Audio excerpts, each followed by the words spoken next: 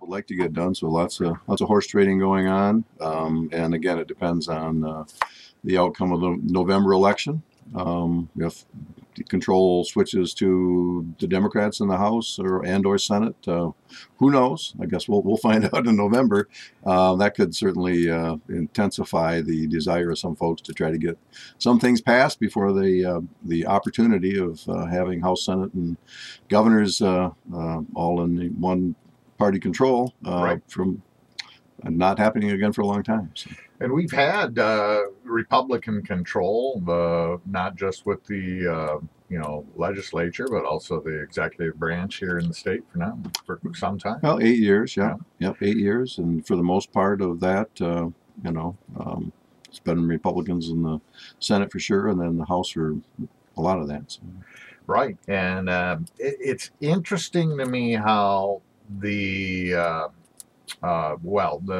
who controls power in Lansing is intertwined with these ballot proposals. I had no idea, but the latest is that 3 ballot proposals made it and 3 didn't. But the 3 that didn't were addressed when you guys got back into session here just recently. Yeah, well, the one was addressed a little bit before the one day we had, I think it was September 5th, I think. We came back for that day, and of course the day after that we had a 9/11 ceremony, but we went ahead and we basically passed the prevailing wage amendment initiative, and that only took the House and the Senate to concur with that. No gubernatorial chance at a veto. And then we... that same on the 5th, we went ahead and passed the ballot initiative regarding the minimum wage and also paid sick leave, with further action to come, I think. So basically, those 3 things were going to go on the ballot: repeal the prevailing wage law, raise the state minimum wage, and also expand the paid sick leave. And lawmakers said, we'll just do that right now.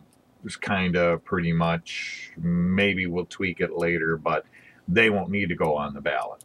That's correct. The first one you talked about, the prevailing wage, that's not going to be tweaked at all or modified or changed. That's simply a done deal. And what is going to happen with that? I mean, what changes come about as a result of that? Well, there won't be the necessity for folks with local projects, mostly schools, when they're building them, to go and comply with the whole prevailing wage scenario of trying to figure out what the minimum, what the wage is for thousands of different categories of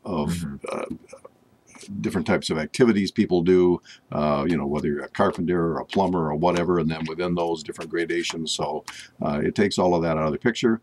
It'll simply be whatever you do in the private sector will be simply what folks in the public sector do now to build buildings. So if they want to go for the lowest bid, they can go for the lowest bid. If they want to go for a higher bid and employ more local workers, they can do that too. It's going to be up to the school boards or city commissions or these kind of groups to make that decision. Right. When I was on the county board in Kalamazoo, we went for the lowest qualified bid, and you simply don't want to throw it up to the lowest bidder, and you want to have some references, you want to have some history, you want to take all that into consideration, because obviously there were problems with going with somebody who's not qualified. So. Right. But before that happened, what was the situation then? You had to meet certain wage criteria? Yeah, there are schedules put out, and they're put out basically based, I think, pretty much so on whatever the union wage scale is in that area. And there's a whole, somebody said there at least, you could extrapolate it to 5,000 different categories by the time you were done, because it depends on how much seniority you had in a particular job, where you were journeyman, etc., and then the type of job, and then within that different categories. So anyway, that's done with, and we got 2 other issues though that we did pick up: the minimum wage and the paid sick leave. What's the plan then for minimum wage under the what was passed and discussed? Well, I'm not sure what the ultimate plan is. We we passed it. It passed actually. This is quite interesting. It passed the Senate with most of the Republicans voting for it and none of the Democrats, and then it passed the House with most of the Republicans voting for it. And at the last minute, when they saw there were 55 votes on the board, all of a sudden a lot of Democrats came on board. But I'm sure since it was not given immediate effect, there's ample time to modify it, change it. I'm sure there are probably some plans in work that I'm not privy to as to how that's going to end up. But there will be changes to it. That was the whole intent, was to pass it, not pass it as is and keep it as is, but to go ahead and pass it and then modify it to make it quote unquote better. So the intent is to maybe raise the minimum wage to $12 an hour by 2022 at this stage, but right? That could get changed. Yeah, I mean that's the intent right now is to raise it to that $12 an hour by 2022. I know there was a lot of concern among the folks in the restaurant industry. A lot of people that are wait staff are making a lot more than that with tips, and they're worried about cut and pay for them.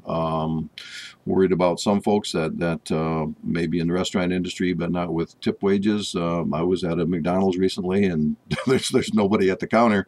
You just walk up to a machine and you push it, and so in a lot of cases it would end up eliminating some jobs, which probably in the long run isn't a good thing. So Right.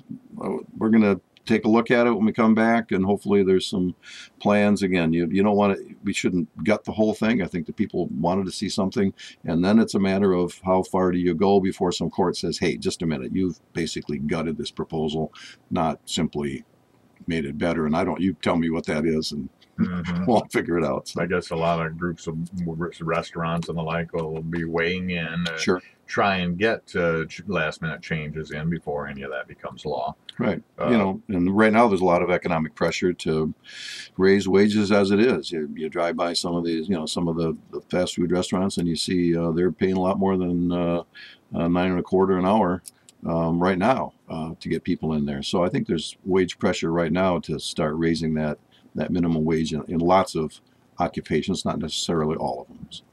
Now, this paid sick leave, it was proposed to go on the ballot, and then something is kind of adopted for now by lawmakers. So, what was this supposed to be? Well, we did the same thing, and essentially what it would do, it would mandate for every 30 hours of employment, 1 hour of sick leave is banked. And if you're in a small business, those employees could use 40 hours of paid sick leave in a single year, and then they could, add up to 32 hours of unpaid sick leave. And in larger businesses, more than 10 employees, they get 72 hours of accrued sick leave. And I think it's pretty liberal as to what it could be used for. Your own personal, physical, mental illness, injury, health conditions affecting them, or family members. I'm not sure how far down the line that family membership goes, but then you could use it victims of domestic violence, or for parents to attend school board meetings or school meetings. So sounds like a pretty wide-ranging, pretty generous description of what sick leave is. Now, people are saying that basically these three proposals, had they gone on the ballot, would have brought out a lot of voters who would likely vote Democratic. Pretty much true. I don't know. There's different philosophies on that. I'm sure a lot of people think that the more ballot issues, that aren't there to attract folks from the Democratic Party, you'd be better off from a partisan perspective. But there's certainly enough left on there with legalized marijuana and the redistricting commission to get folks, and then the other one that's on there right now, promote the vote. That's certainly something that allows for last day registration, things like that. So I think there are, unless you're going to keep them all off, I don't think that was the rationale behind at least adopting the last two we talked about. I think it was a matter of trying to make something that a lot of folks in the business community didn't consider a good thing for employment overall and business overall, and to try to modify it to some extent. Yeah. Well, and, different things have different hot buttons for some voters. Pro-union Democrats might have really wanted to get in there and vote against that prevailing wage law, and now they will not be able to. Correct. Yeah, there's no opportunity to change that. That's just a done deal. Yeah, the state minimum wage and the paid sick leave, those are pretty much issues that a lot of Democrat voters, are spearheading or support, and they, depending on what their job is and Sure. and their situation in life with their families and loved ones and friends, that could have been hot button issues for them too, and they will not get a chance to vote on. Well, and that in itself could make people turn out just because they're ticked off that opportunity was taken from them. So the issue, whether it's on the ballot or not, taking it off to modify it could be maybe perhaps even a greater incentive to say, we're going to show those rascals. And yeah, good point. So, I wonder if we'll see campaign commercials paid for by some groups that say, you should have had a chance to vote on this, but you don't. Sure. You still have a chance to vote. It'd be interesting to see. Representative Dave Maturen is our guest. We talked about the 3 proposals that didn't make it to the ballot, and the lawmakers kind of preemptively dealing with those. They're not quite done dealing with those proposals. We also talked, last time you were here, Dave, we talked a little bit about the proposal 1 that's to legalize recreational marijuana, and we talked a little bit about the redistricting commission, the anti-gerrymandering thing, but we did not talk about the proposal 3 because it wasn't on the ballot at the time, but this is supposed to make it quote unquote easier to vote in Michigan. What do you know about it, and what do you think about it? Well, I haven't paid much attention to that because it wasn't something that the legislature was going to take up. But it's basically called Promote the Vote. It's going to make it easier for folks to vote ahead of time, to vote absentee, and also to, I believe, same-day registration. You would hope there are safeguards involved in that. I think there probably are. Chris Thomas, who used to run the elections division for the state of Michigan for decades, I think a very well-respected individual, has come out in favor of it. So he must think that there are probably sufficient safeguards there to make sure people don't just, come in and fraudulently vote. I listened to something on the way over here talking about the number 1 concern from Republicans was voter fraud. They thought the elections were good, but they were concerned about that. So, but right now you got, I think, 6 categories of reasons you can check saying I want to vote absentee. And of course I'm over 60, so just check that and you get your absentee ballot.